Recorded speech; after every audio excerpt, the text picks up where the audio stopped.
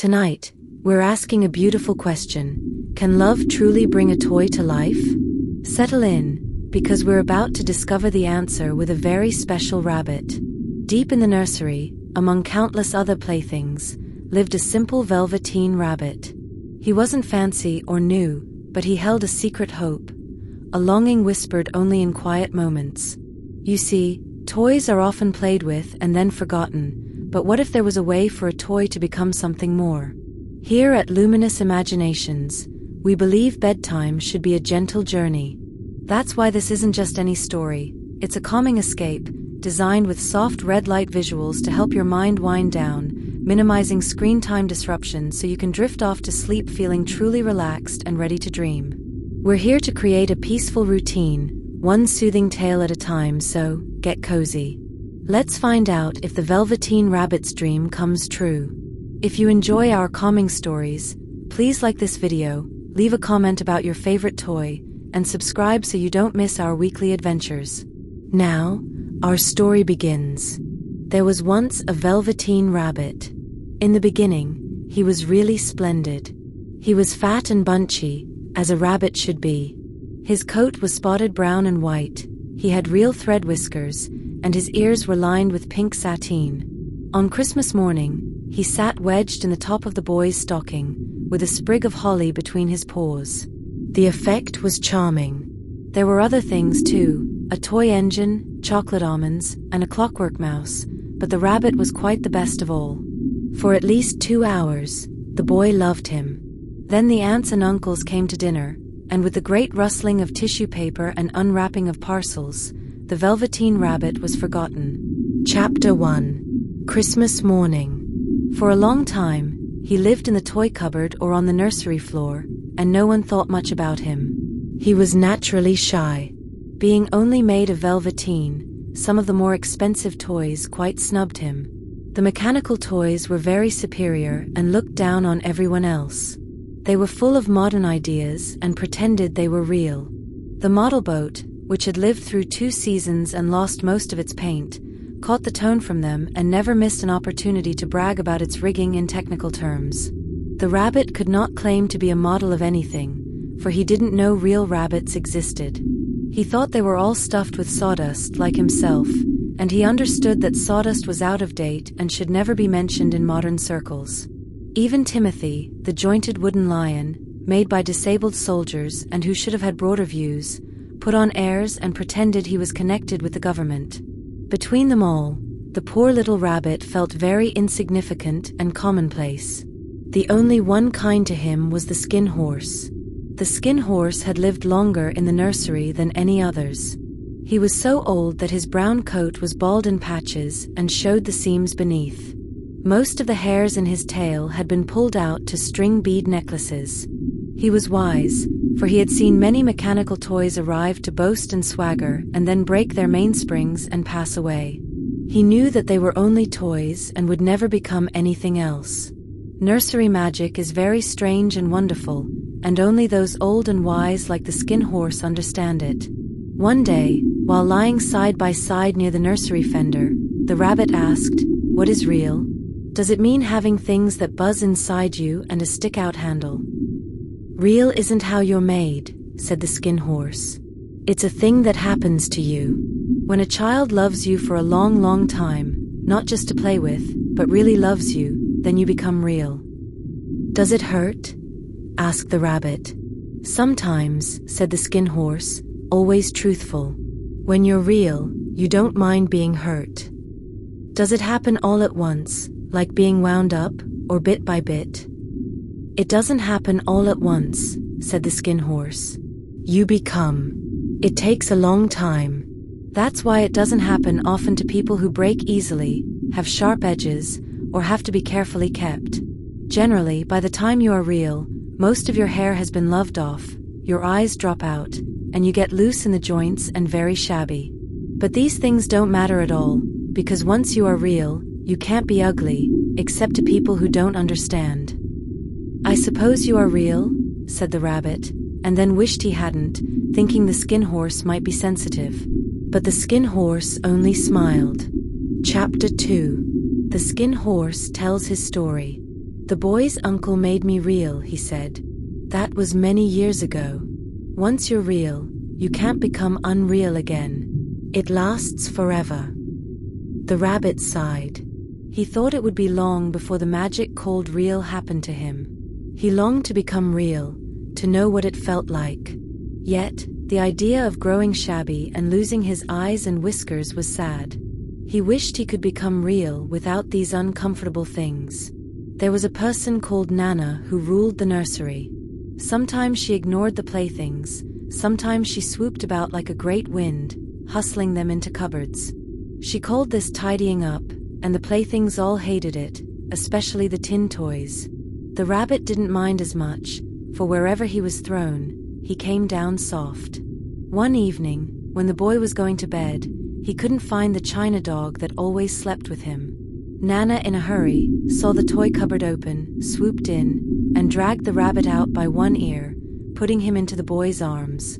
That night, and many after, the Velveteen Rabbit slept in the boy's bed. At first, he found it uncomfortable. The boy hugged him tight, rolled over him, pushed him under the pillow, so the rabbit could scarcely breathe. He missed the long quiet moonlight hours in the nursery and his talks with the skin horse. But soon he grew to like it. The boy talked to him, made tunnels for him under the covers like rabbit burrows, and had whispered games after Nana left for supper. When the boy fell asleep, the rabbit snuggled beneath his warm chin, dreaming with the boy's hands clasped around him all night long. And so time went on. The little rabbit was very happy. So happy he never noticed how his beautiful velveteen fur was getting shabbier and shabbier, his tail coming unsewn, and his pink nose rubbed off where the boy had kissed him. Spring came, and the long days in the garden, wherever the boy went, the rabbit went. He rode in the wheelbarrow, had picnics on the grass, and had lovely fairy huts built for him under raspberry canes. Once, when the boy was called away suddenly, the rabbit was left out on the damp lawn till after dusk. Nana had to come look for him with a candle, because the boy couldn't go to sleep without him. He was wet with dew and earthy from diving into the burrows the boy made in the flower bed.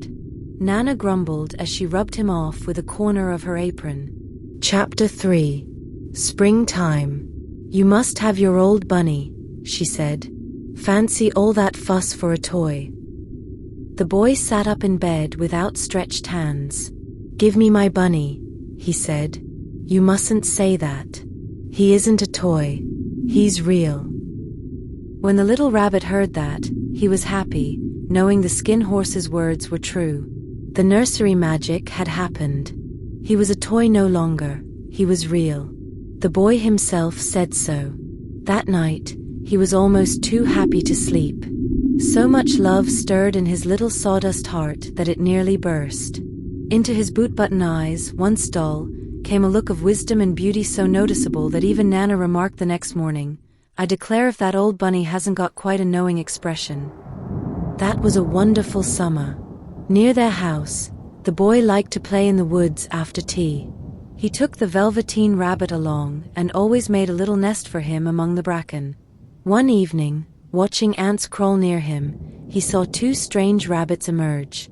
They were rabbits, but quite furry and brand new, seams invisible, bodies changing shape, feet padding softly.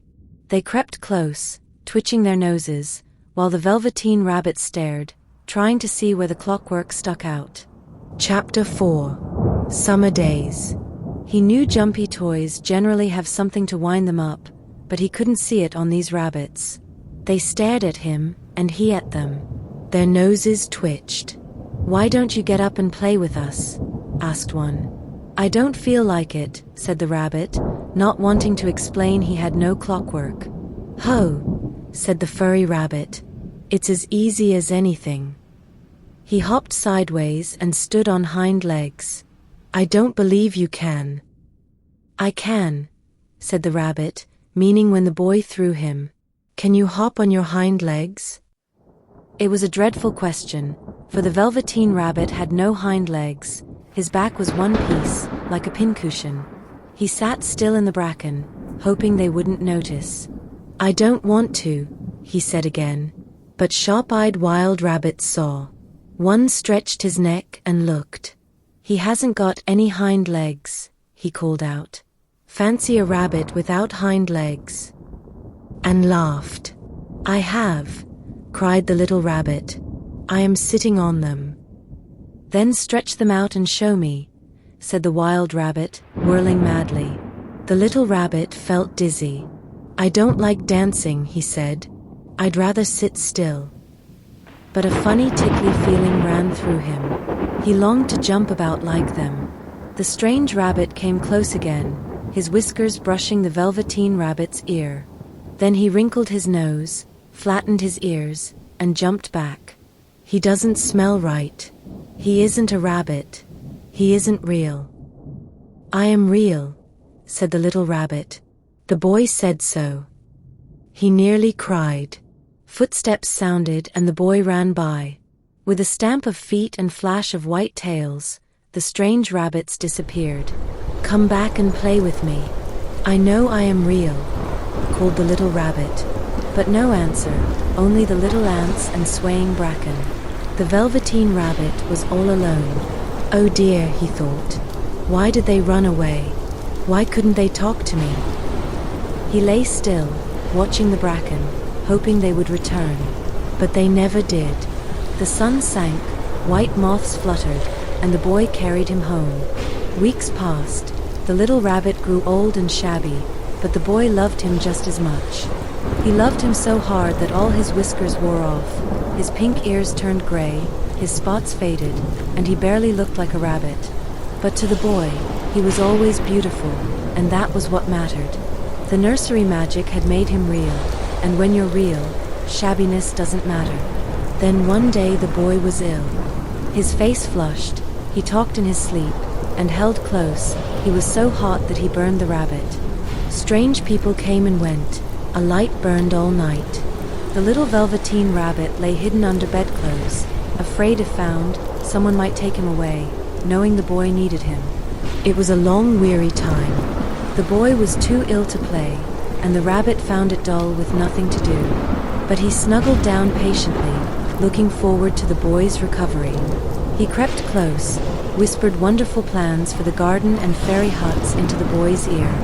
As the fever turned, the boy improved, sitting in bed with picture books and the rabbit cuddled close at his side.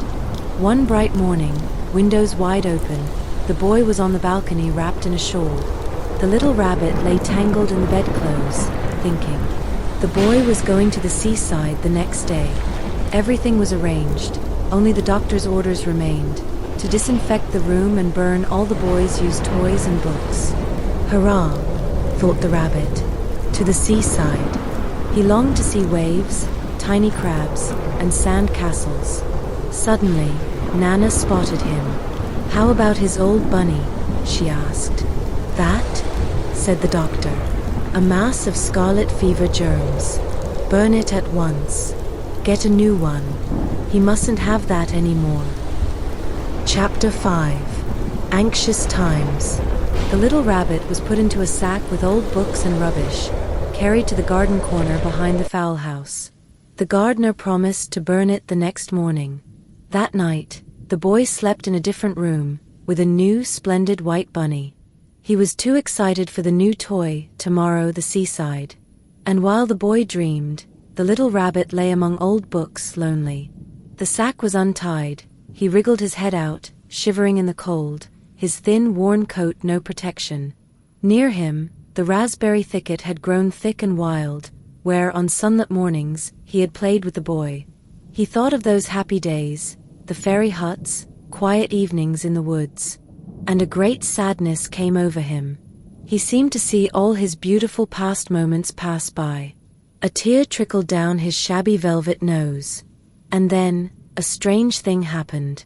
Where the tear fell, a mysterious flower grew, unlike any in the garden, with emerald green slender leaves and a golden cup blossom. It was so beautiful, the little rabbit forgot to cry. The blossom opened, and out stepped a fairy. She was the loveliest fairy in the whole world, dressed in pearl and dewdrops, with flowers in her hair. She gathered the little rabbit in her arms and kissed his damp nose. "Little rabbit," she said, "don't you know who I am?" He looked up, feeling he'd seen her face before, but couldn't recall where. "I am the nursery magic fairy," she said. "I care for playthings loved by children. When they are old and worn and children don't need them, I come and take them away, and turn them into real." "Wasn't I real before?" asked the rabbit. "You were real to the boy," she said, "because he loved you. Now you shall be real to everyone." Chapter 6. The Fairy Flower. She held him close and flew with him into the woods.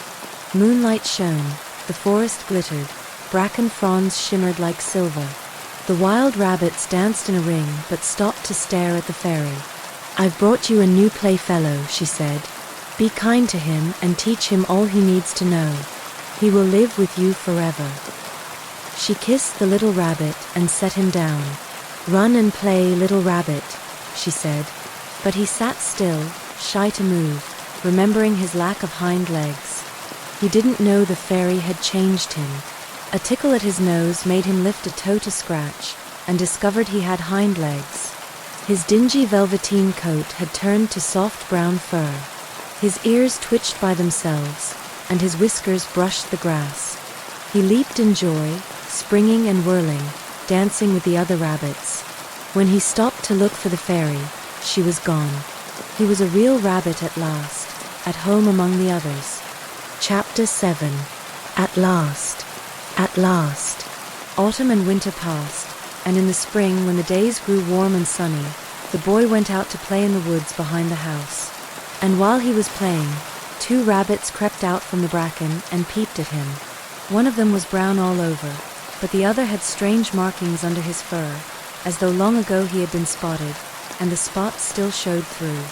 And about his little soft nose and his round black eyes there was something familiar, so that the boy thought to himself, "Why, he looks just like my old bunny that was lost when I had scarlet fever." But he never knew that it really was his own bunny, coming back to look at the child who had first helped him to be real.